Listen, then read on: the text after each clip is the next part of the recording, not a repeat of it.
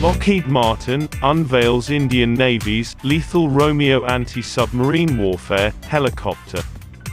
Lockheed Martin shared the first photo of first picture of the MH-60 Romeo multi-role helicopter for the Indian Navy in Indian colors. In May, Sikorsky, a subsidiary of Lockheed Martin, signed a contract to build the MH-60R for the Indian Navy. The accelerated delivery plan was attributed to the growing activities of the Chinese Navy in the Indian Ocean. Designed for hunting submarines as well as knocking out ships and conducting search and rescue operations at sea. The Lockheed Martin-built helicopters would replace India's aging fleet of British-made Sea King helicopters.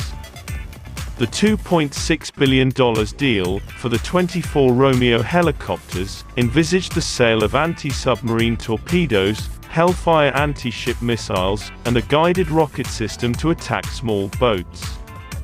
The helicopter's sensors, including sonars, radar, and optical systems, will provide a quantum leap in detection capability to the Indian Navy.